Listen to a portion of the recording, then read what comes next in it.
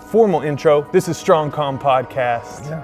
Calm, C-O-M, the root word for together or in common. Right. And I use that as a springboard to talk about communication, community building, and how those two build strong company, whether that's the company that you're building, like a business, or the company that you keep, like my friend here. There you go. Right? So, Mike, you've got a lot of experience in poetry, spoken word, being a professional public speaker around 20 years, right? A writer, published author, activist, any other extra things you want to throw in there? No, I'm just a man. Just a man. That's it.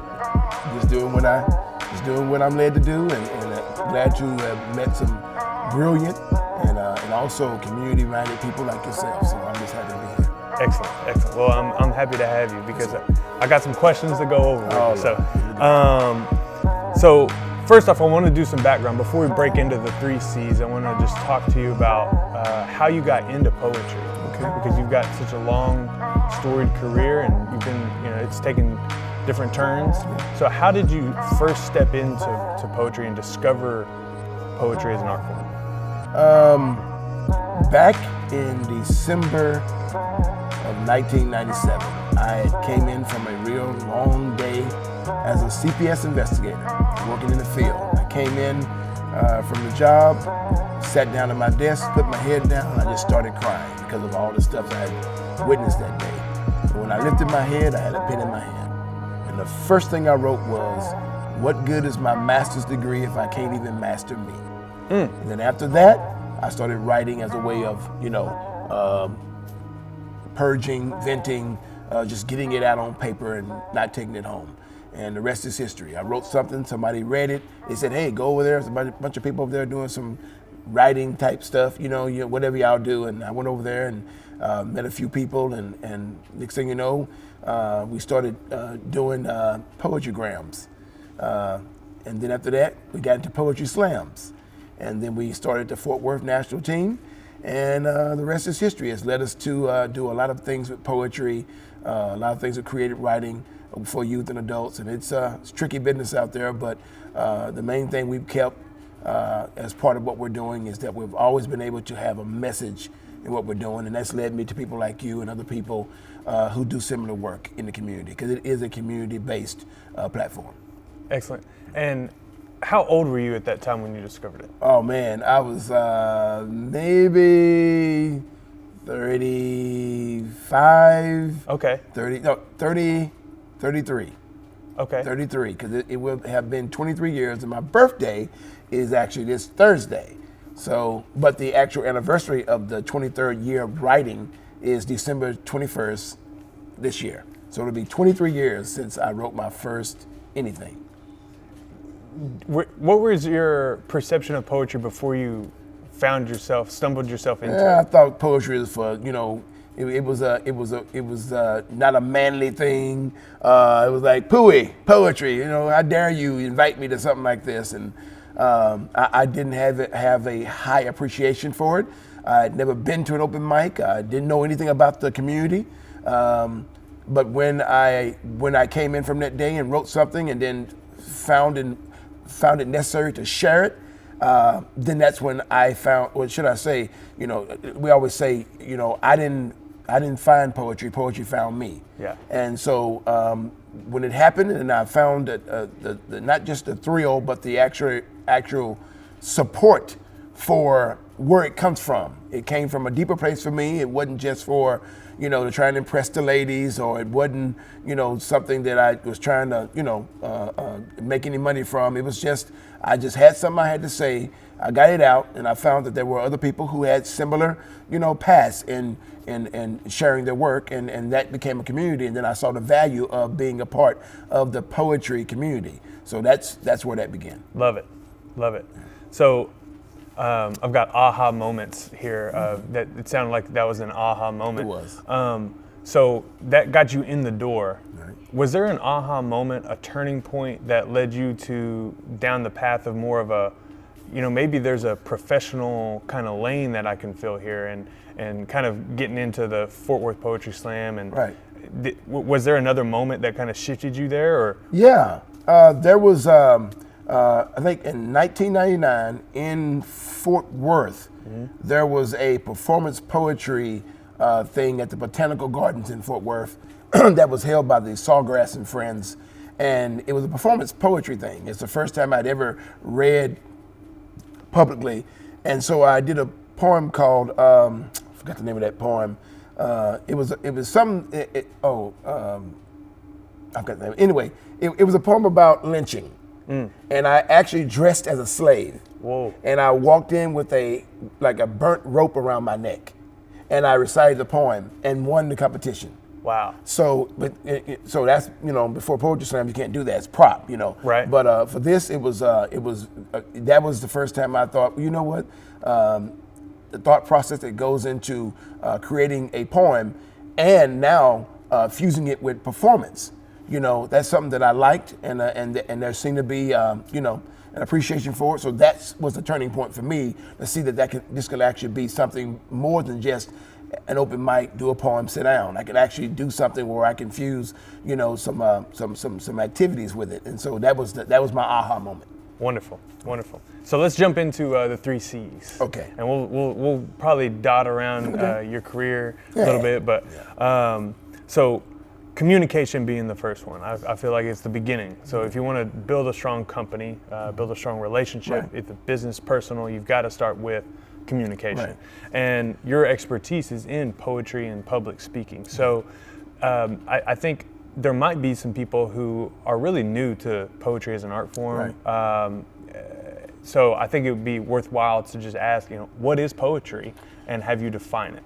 Well, poetry is a discipline art form. It's a way of writing thoughts and moments and messages. And let me just clear this up. Poetry and spoken word are 2 different things. All right. Poetry is the discipline in writing. You got different styles of poetry. You got triolets, you got tanka, sinru, sestinas. You got different villanelles. You got different ways of writing a poem. They have a strict discipline, line lengths, in rhyme, slant rhyme, all the stuff that goes with writing poetry. And then you have spoken word, which is storytelling with a kind of poetic twist, some slant rhymes, and you find a way of doing the same thing, but it doesn't have as much of a discipline to it, and it's really meant, in my opinion, more to the performance arts, So poetry is, both of those are just ways of expressing yourself and finding a creative way to do so, in my opinion. Love it.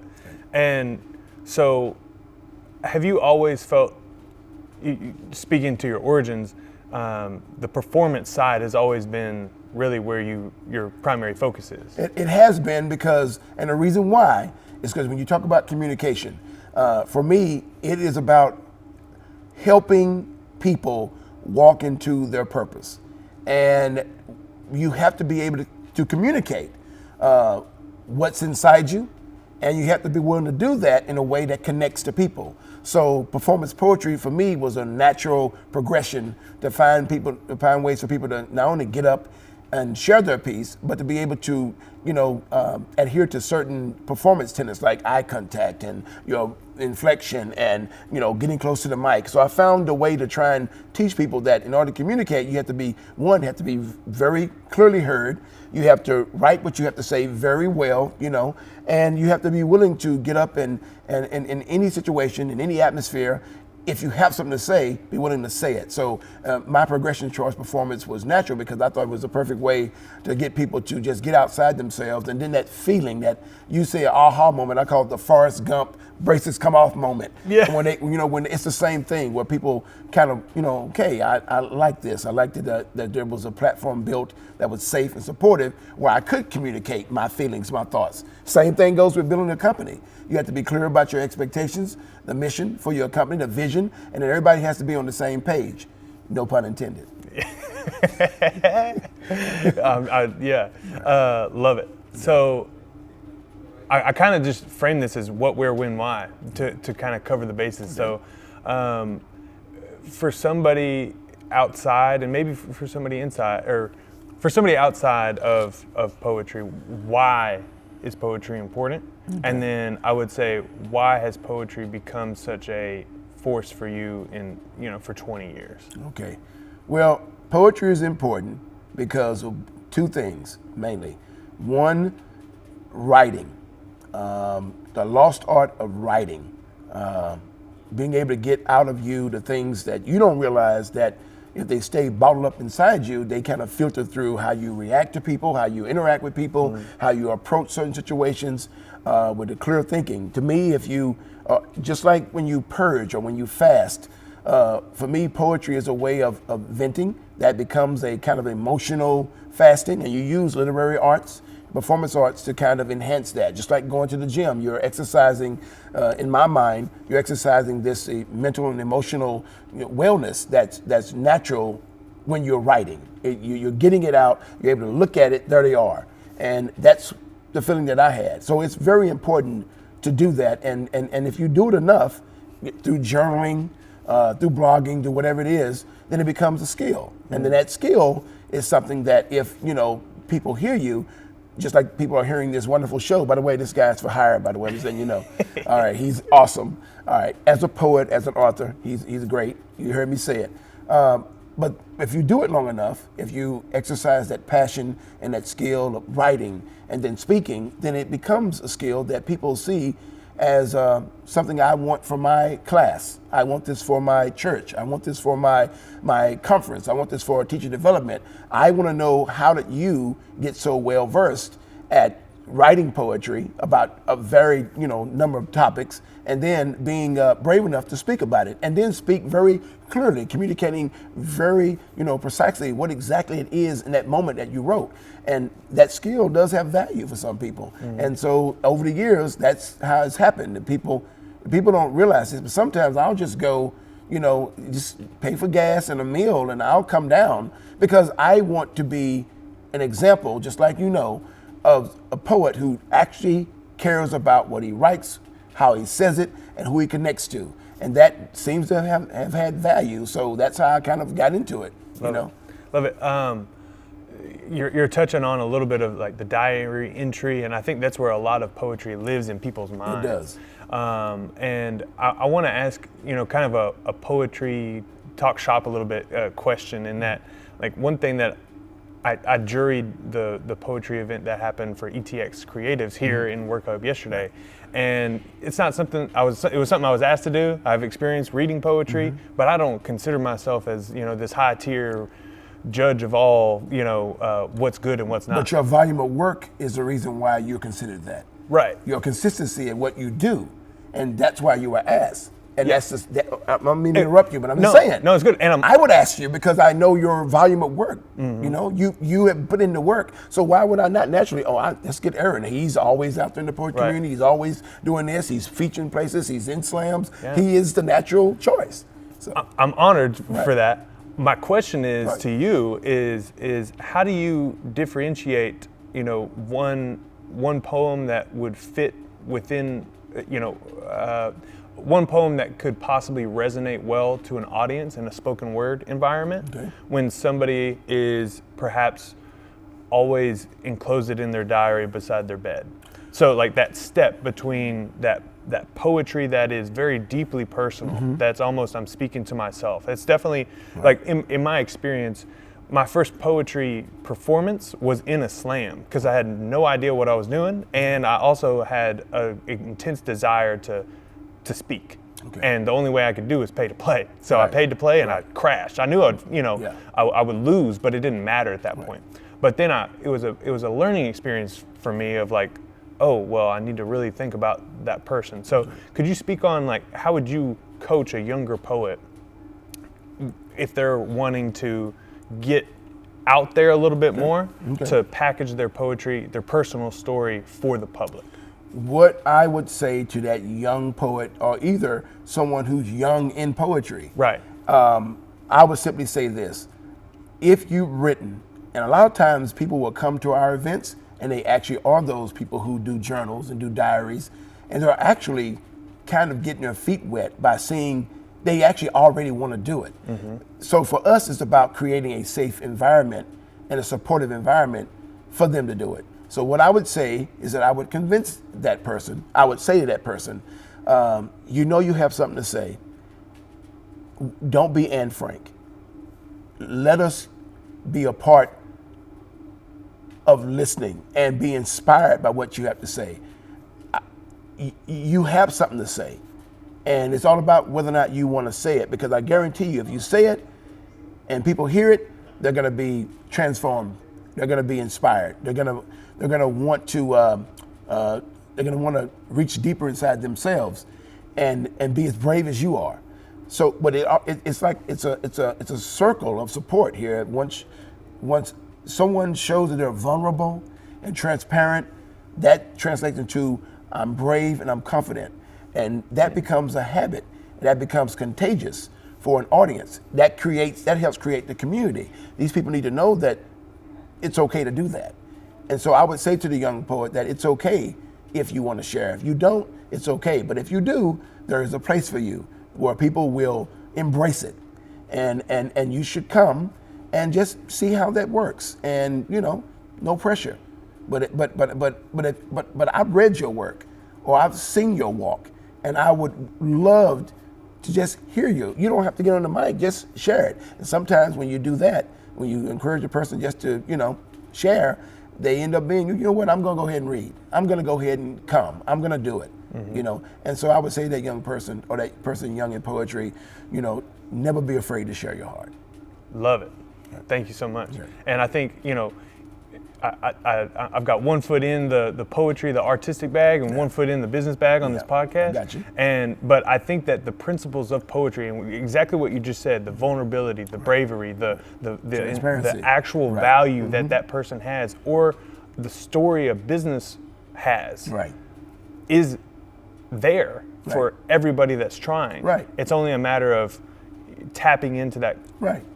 That what you just touched on. So I really appreciate that. Right. I think it's a good segue to get into the second C, which is community, which is we focused on the individual. We're broadening it out. Okay. So you've done a lot of community work. I mean, you are you don't just talk the talk. Right. You walk the walk, and that's what I like to say is use your words. Okay. Turn your words into action, and you're someone who does that pretty regularly. So. Let me ask you about the poetry community in general. We'll kind of go 10,000 feet and then we'll drop down real local. So, poetry community as a whole, I suppose we could kind of narrow it down into spoken word. So I kind of want to tap into the spoken word community, maybe in Dallas, or maybe the international slam scene, that kind of stuff. Okay. Tell me, what your insights and thoughts, and maybe introduce somebody to that other world of poetry that's not the Barnes & Noble bookshelf. Right. It's the spoken word in real life, in-person community aspect. That's what I fell in love with. So speak on that a little bit. Well, and the reason why, the same reason you fell in love with it, the same reason I fell in love with it is because, you were received and embraced and supported, on two levels. One, as a writer, and two, as a performer of your writing. If I were talking to any young person who was wanting to be exposed to more than just the Barnes & Noble scene, I would say, I would first warn them and let them know that there are writers and spoken word artists at different levels in their experience with sharing, and you're going to experience that. Don't be intimidated. Just be open, and you'll learn. Your style is your style. Don't worry about what someone else does. Just be yourself. And be the best at being yourself. Don't worry about stage names. Don't worry about slams. If you want to do those things, that's fine. But don't lose who you are. Stay true to the first for the main reason you started writing is to share. Is for yourself, and just carry that on to any mic wherever you are. The spoken word community is a vast community, not just locally, not just regionally, but nationally and internationally. And I've been blessed to be a part of all of it. But it comes at a price sometimes when you expose yourself and you're not ready. You have to be ready, and that transparency, that consistency with communicating, what you do and how you do it, it reflects on you if you can't keep your word. It reflects on you if if you can't share your words in a way that reflects your walk. And I would say that person, don't write for performances, don't write for slams, just stay true to who you are. And if people can embrace you, find a community that can embrace you. But for the most part, the spoken word community, which involves, music and poetry, involves PSI slam poetry, button poetry, all the different Koopsa. It involves a lot of things, a lot of levels. Brave New Voices. Right About Now. Right About Now, Right About Now, Houston, and you got a whole lot of other things, Southern Fried, everything that's going on with the different spoken word slam communities. Then you have a spoken word community that don't have anything to do with competition. And then you have the older folks, that just want to come do poetry and spoken word, but it's not the Barnes and Nobles. It's still performance-based, but they found a way to create a safe environment for them.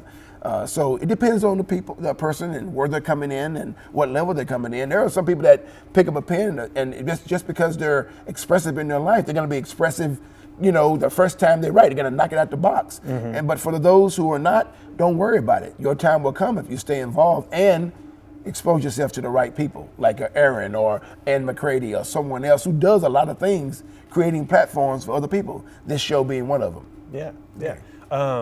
I would regret it if I didn't talk to you directly about slam, because we brought it up, and a lot of times it is such a niche. It is such a micro community within poetry. Right.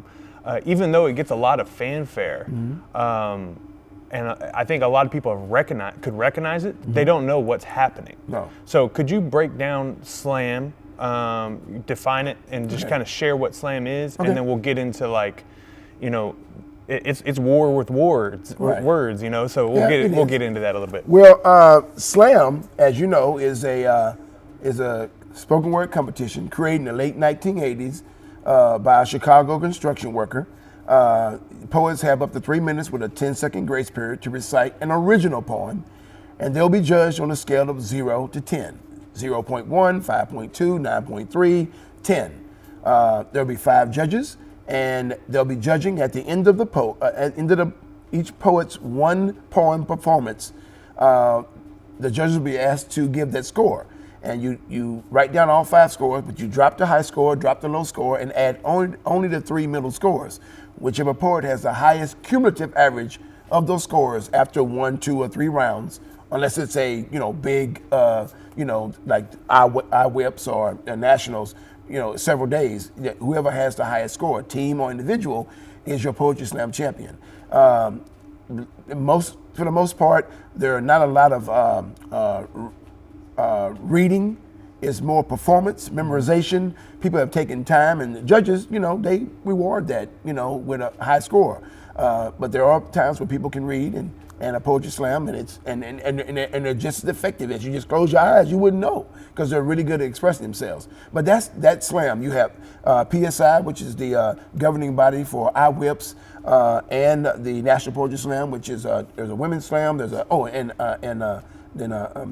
individual IPS, individual poetry slam championship that happen every year. Then you've got a whole lot of other poetry slams that you can be members, be part of, pay a membership to, and be privy to be to represent your city or your organization if they're involved in slam. Or you can just go to an individual slam wherever one is and just pay the fees. But for the most part, it's going to be 3 minutes, 10 seconds, read 1 poem per round, and each time you go up, you'll get a score, and then the cumulative scores.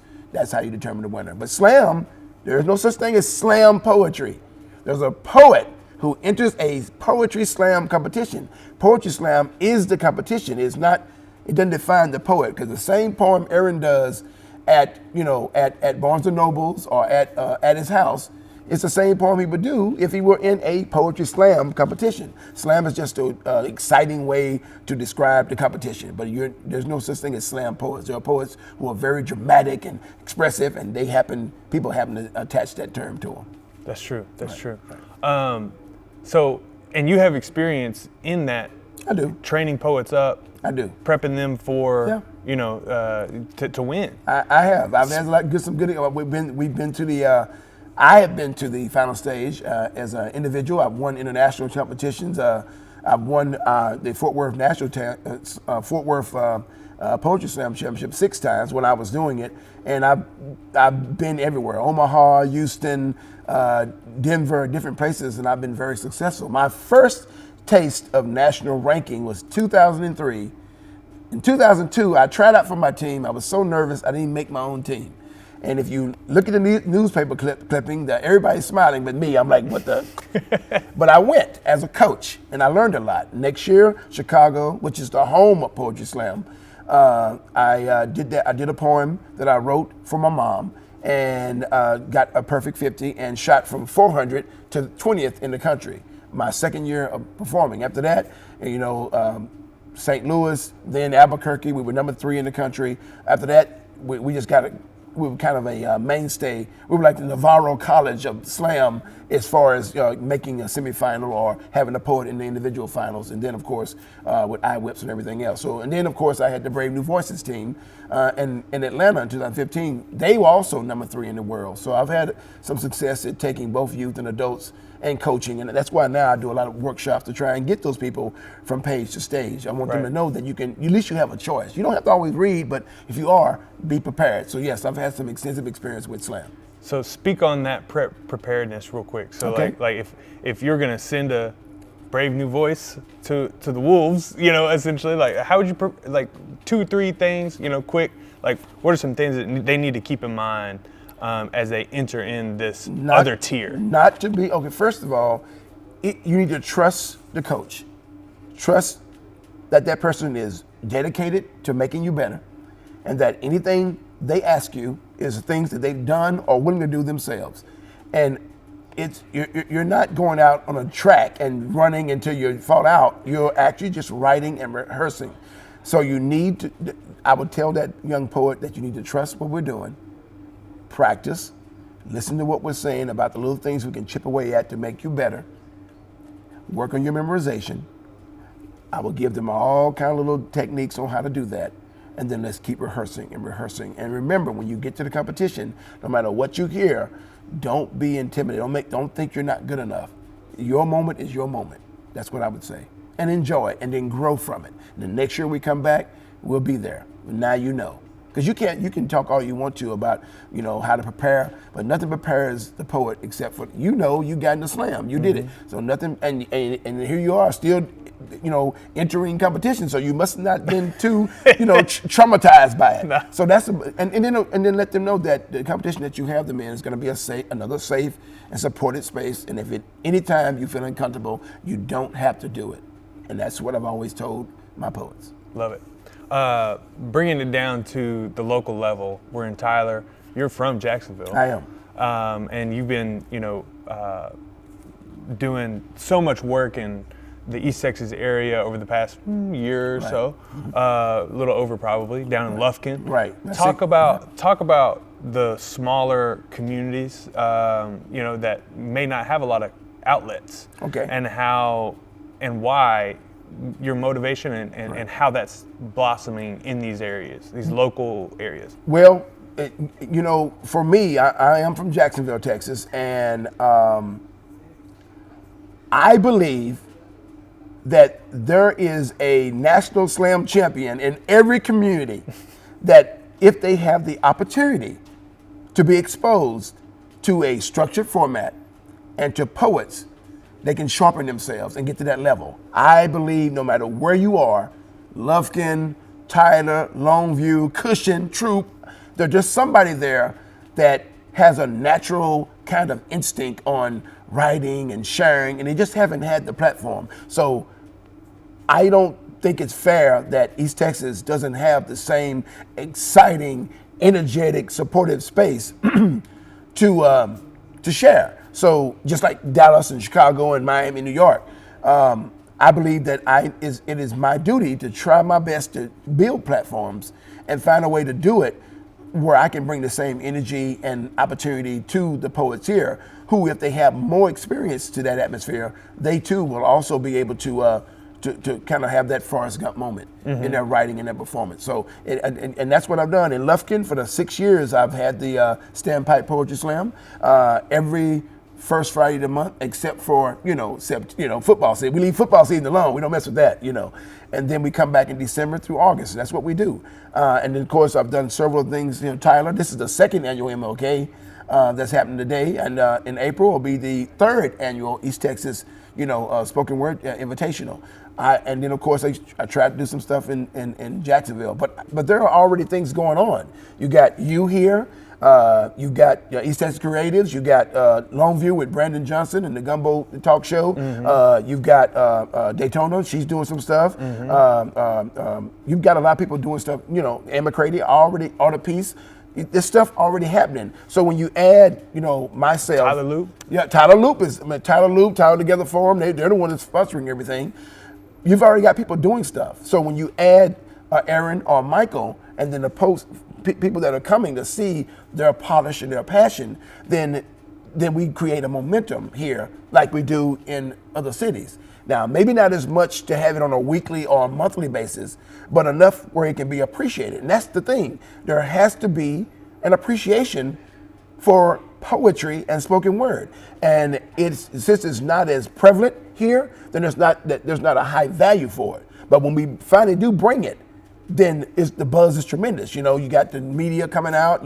I'm doing this podcast right now. Oh, there it is right there. How y'all doing? All right. So you got there's an audience for it, but we have to cultivate that audience, and we can't do that with just one Barnes and Noble reading every month, or we can't do that with one thing. We have to have a lot of other stuff going to create this spinning plate of support. That's what I call it. Spin the plate here, East Texas Creatives, you got Art of Peace, you got Longview, and you got Lufkin. East Texas has a little buzz for poetry and spoken word, and I want to add to that if I can, with as much as I can. So that's how that goes. I love it. Okay, so we don't got too much more time. Okay, I'll be short. I'll be short. No, you're fine. You're fine. But I want to be sure that we cover everything I wanted to cover. The other C? So, the other C. But before we get into the other C, to close out the community piece, I ask this question on every single podcast that I have a guest, and it's called the Village Question. All right. Okay. The Village Question goes like this: imagine that you're creating a village from scratch. It's a brand new plot of land somewhere, right? And it's up to you to bring people together to that plot of land. But you only have 4 billboards to do it with. So what one value or principle would you put on each one of those 4 billboards to attract your community to that village? Well, one billboard would simply say, let's work together. The other one would simply say, we have materials, but we can build more together. The other billboard would say, once we finish, we'll have the space that we've always dreamed of.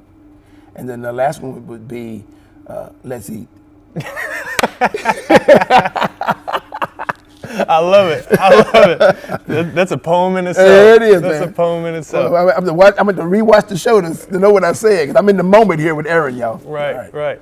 All right, so going to, let's see. He's got the book, y'all. Yeah, going to company. We talked a little bit about like slam success, that kind of thing. I do want to talk a little bit more about that. Like if there's a writer that's listening, what does a successful poetry career look like?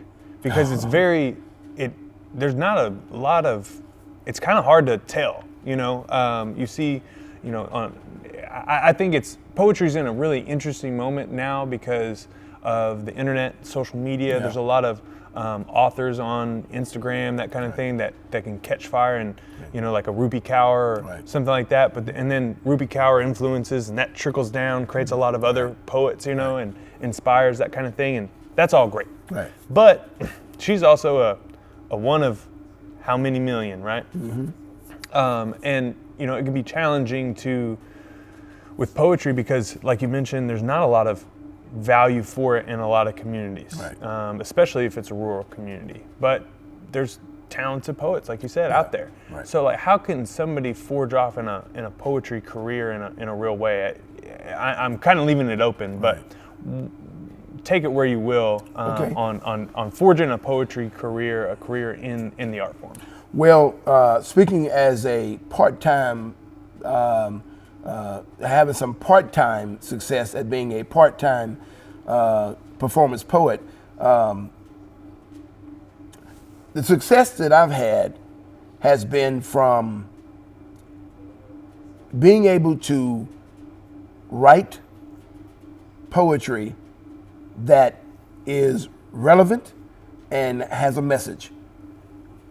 For the poet who has success, they've written a lot of poetry that is relevant, that is well written, easy to read, and resonates. And what they've done is they've either by luck or by research put themselves in a position where the literary arts community and the academia can support them. And they're able to, with that support, be able to go places that you and I can't go, not being recognized as at the same level. And the reason why is because we haven't had enough opportunity to do that. There are tons of opportunities for us to do that, but it takes time. It takes time to create a niche for yourself, one in which you can promote and be well known at, and so that the opportunities come more frequently than once or twice a month.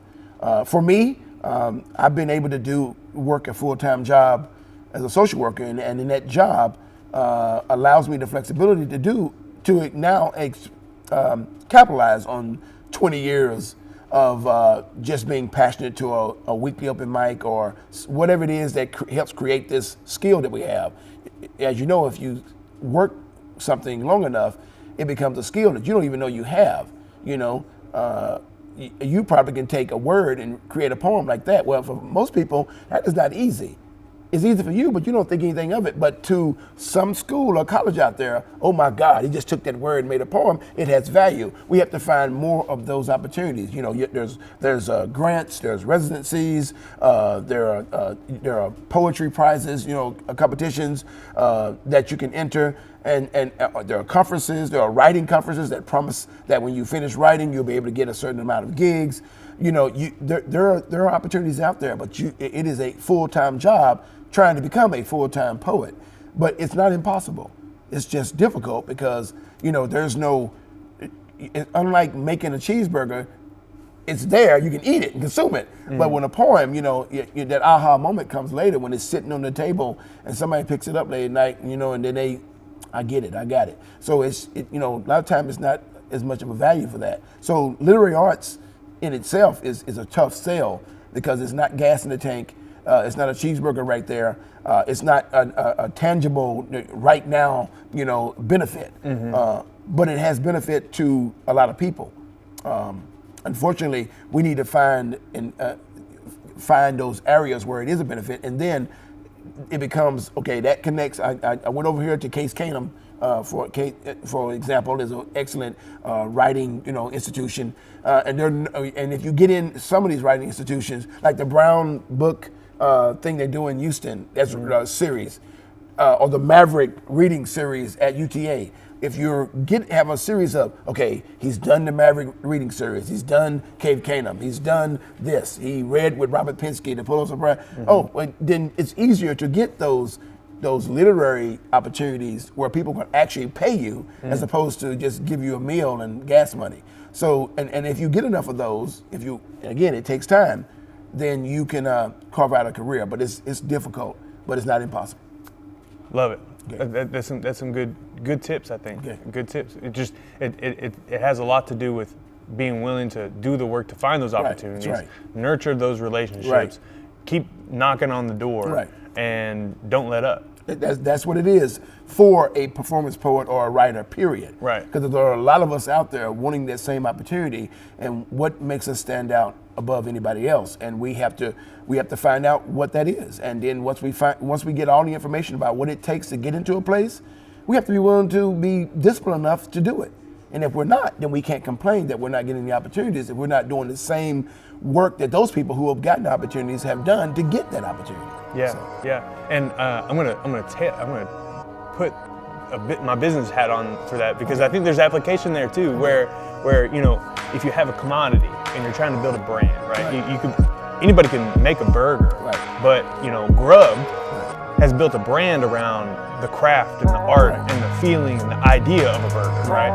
And what they did, they had to do the work and connecting these different relationships and say, well, what do people want out of this thing, right? So like I'm kind of putting these two things together in that it requires, it's like the art of brand building and the art of literary success. You've got to be able to make the connection and make people really care about what you've got to say. Right. You've got to connect with this other type of idea and thinking. You've got to be you got to work alongside people, which gives it value. to add that extra value to whatever you're bringing. Right, there you go. Right. Yeah. And that branding is very important.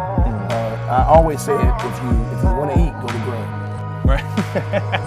We're gonna get you some food before that. We're gonna get you some food. I couldn't resist. I was thinking about that.